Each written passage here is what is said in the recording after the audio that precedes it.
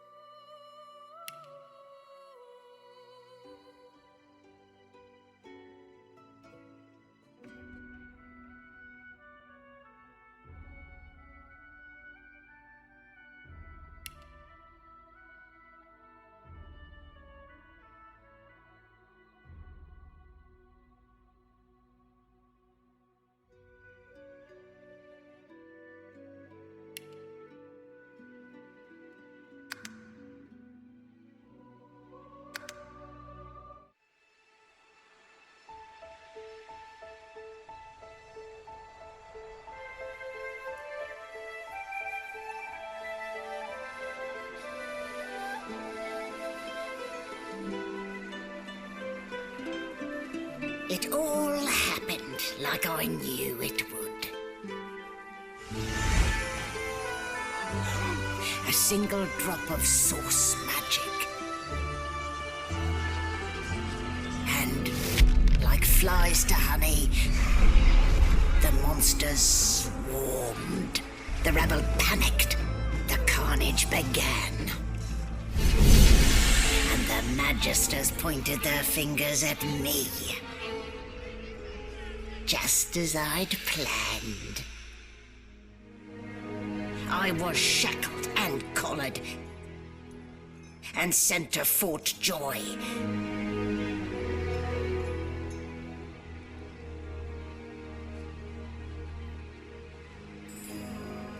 I'd come here to kill Godwoken. But instead I became part of their story.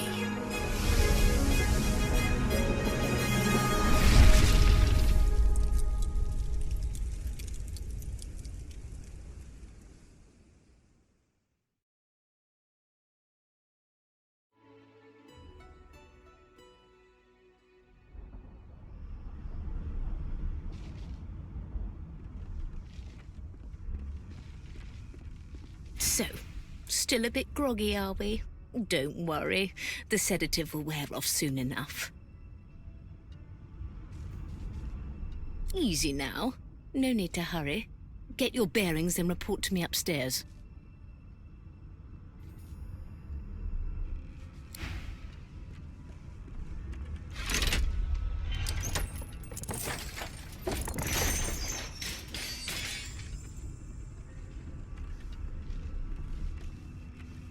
Well, look what the dog dug up. You're lucky they didn't notice just how thin you were under those bandages. Although, seeing someone wrapped up like that, they probably thought you had the scabbing plague. Heh? Look, laugh, but don't touch. Better keep that hood down, mind you. The living don't take kindly to seeing their future staring back at them.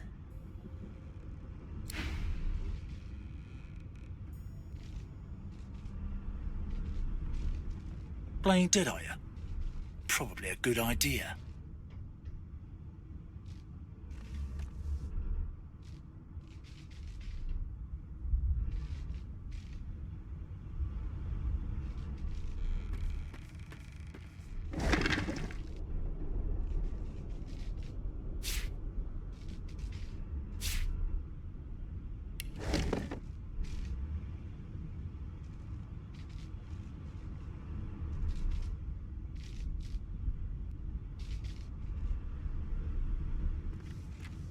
I don't even remember them strapping me down.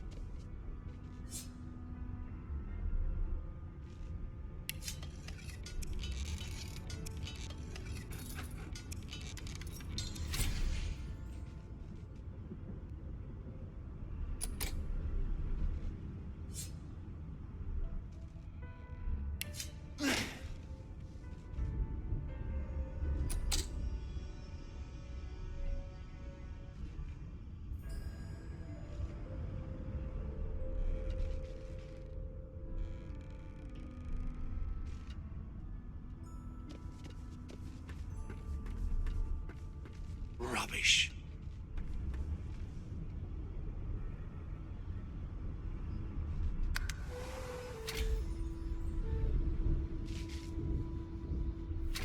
No known associates. In fact, he seemed quite averse to spending time.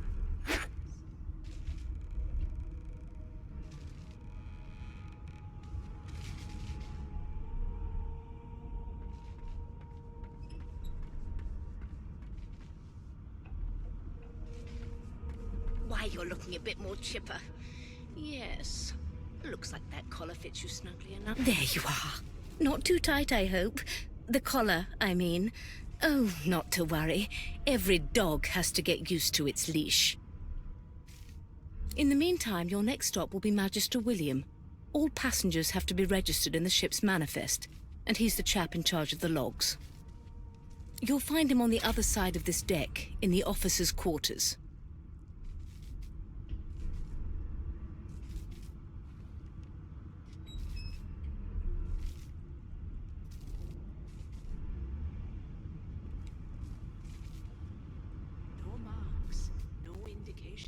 No.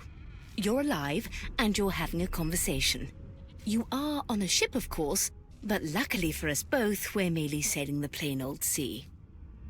Index fingers pressed to her lips, she pauses a moment to give you a scrutinizing gander. My word, you do seem a bit befuddled, don't you? Perhaps I was a bit too generous with that sedative. Oh, well, I'm sure you'll soon gather your wits. Most likely. Eventually. In the meantime, all you need to know is that we're en route to Fort Joy. A new life awaits, and if you're a particularly good boy, perhaps a cure as well. An end to sauce. For good. Why, for my peace of mind, of course. Why don't you try casting one of those source spells of yours? See what happens.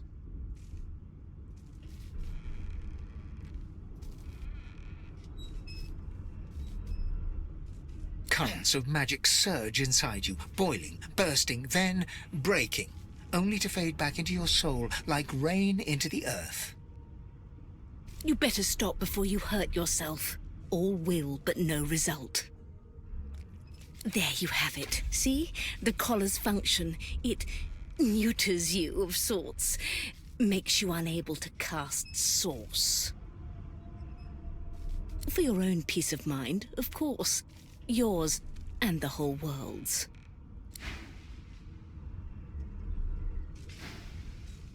No lesions, no trauma. It was bled by magic. Good gods, there's been a murder here. Ugly sight, isn't it? Burns me up this happened under our protection. We're extremely lucky no Voidwalker followed the source that did this.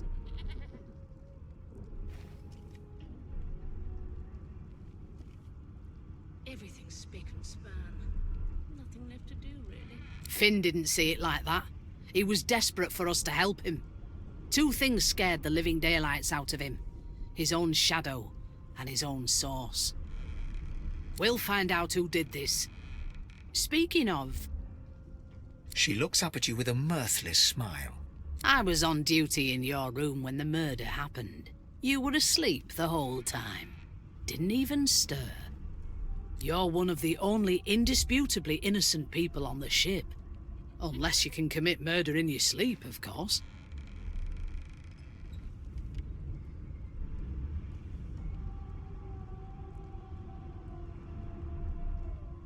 Not with that collar on, you aren't. Listen, I could use someone to keep their ears open among the passengers. Sometimes they clam up in front of a uniform. Bring me a good lead, and I'll throw in a shiny gold coin for you. How about that?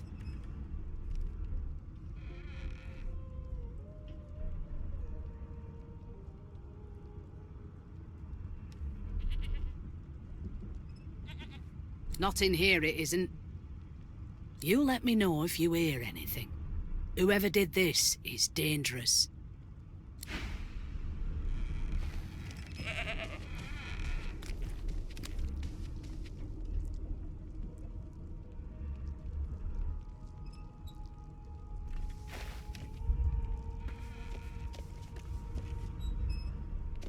Behind the Magister, a bloodied mass lies in a heap. Gore and limbs lie at odd angles.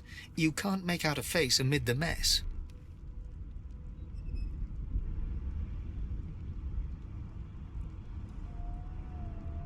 There's been a murder. A sorcerer was killed by one of your own. Lucky you were busy getting your collar fitted at the time, or you'd be a suspect like the rest of them. Waters is investigating. She'll figure out who did it. Always does. Did the murderer take him into this room? It's a small ship. His name was Finn. Oddball. Looked to me like he saw something he wished he hadn't before he came here. We'll find out who did it, one way or another.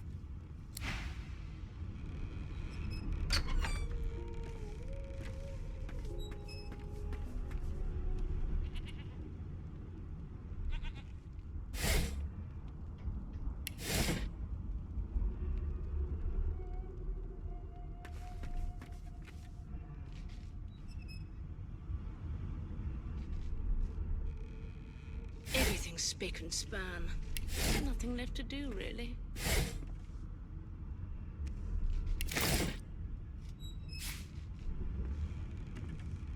No known associates. In fact, he seemed quite a... The hatch is blocked. I'll need to find another way.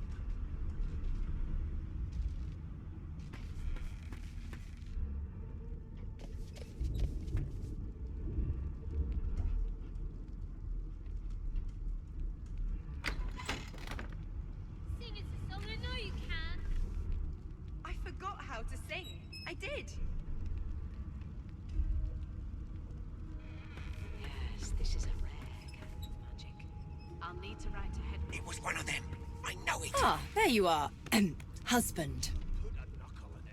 Would you please tell this very charming gaggle of not-at-all brat-like babes that I am by no accounts this Losa woman, nor do I sing, in fact. I'm deathly allergical. Picking us off one by one. Can we just skip to the part where I reassure you and you shut up? You think me mad? Mad? Insufferable, surely. What are you trying to hear anyway? How very correct you are, spouse of mine.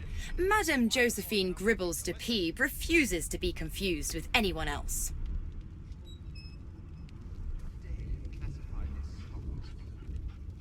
What? What's so funny?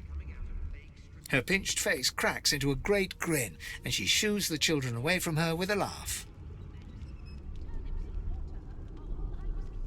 Yeah, okay, you found me out. Go on and git, and maybe I'll sing you something when I'm good and ready. She turns to you, dark-eyed and dirty-haired, and smiles flatly. Gotta keep ourselves entertained, haven't we?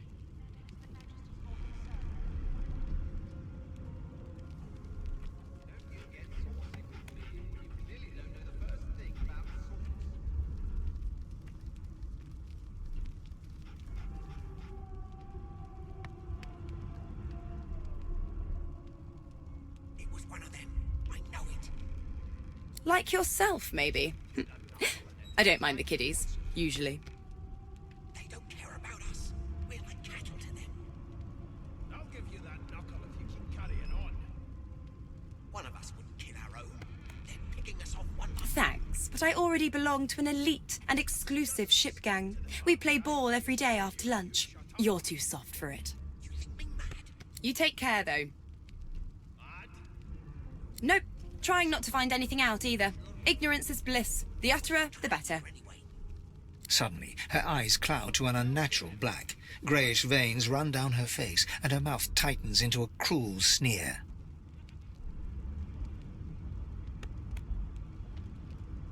As quickly as they came, the clouds clear. She smiles as though no change came over her. Good luck, Chief. Water are all I was given. Take it easy, Chief. You don't want to get noticed for the wrong reason. Do away with the custom. Name? There has been a murder, Your Majesty. Well, you aren't here on my list. Scrammy. We're trying to catch a killer here. Clearly don't know the first thing about swords. It was one of them. I know it. Would you put a knuckle in it? I'm trying to concentrate. They don't care about us. We're like cattle to them. I'll give you that knuckle if you keep carrying on. A broad dwarf sits totally upright on the bench, eyes closed, palms face up on his knees. His beard is a cascade of meticulous plaits, each one braided through with golden medallions.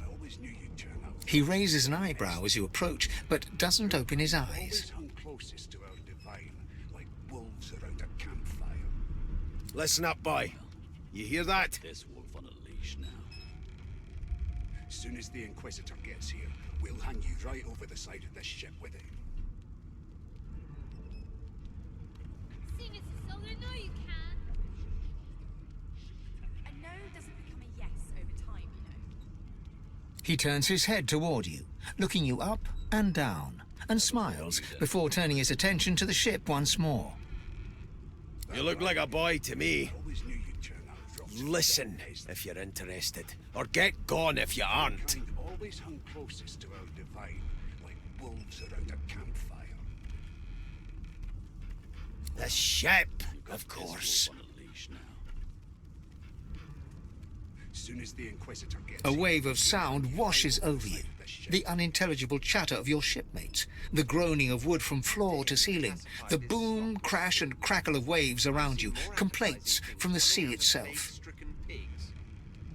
There's nothing else I can make, Your Majesty. Turnips and water are all I was given. Unacceptable. I've never dined on anything less than a dozen-course dinner, and I don't. The fellow cocks his ear, listening. That isn't anger. It's There has been a murder, Your Majesty. Maybe that has the Magisters more concerned than your appetite. He cocks his ear to the other side, then smiles. anticipation. She senses something. I'd hold on to my breeches if I were you, mate. That's all you hear, though. Listen close.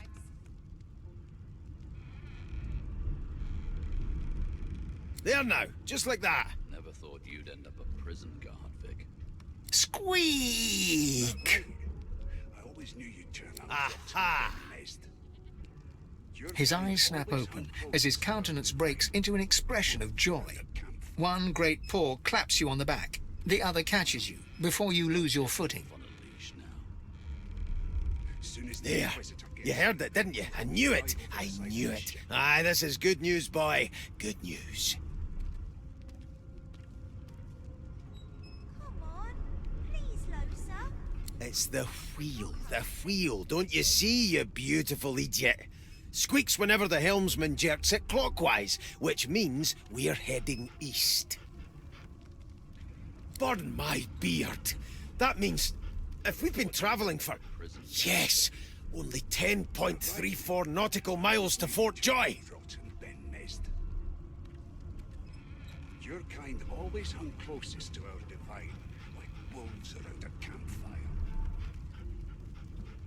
Well, you've got this wolf on a leash now. Soon as the Inquisitor gets here, we'll hang you right over the side of this ship with it. Captain, actually. And that figure tells me we're getting close to the Joy. Close to what lies beyond it, too. The dwarf leans back from the table and strokes his beard, gold medallions jingling merrily. His eyes roll over to you. That'll be all. Thank you kindly, boy. Never thought you'd end up a prison guard, Vic. That right? I always knew you'd turn out rotten, Ben Mest. Your kind always hung closest to our... He continues stroking his beard, a beatific smile on his lips, and doesn't acknowledge you anymore. You've got this wolf on a leash now. Soon as the Inquisitor gets here, we'll hang you right over the side of this ship with it.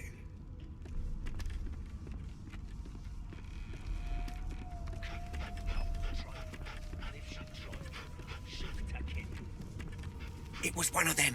I know it. Would you put a knuckle in it? I'm trying to concentrate.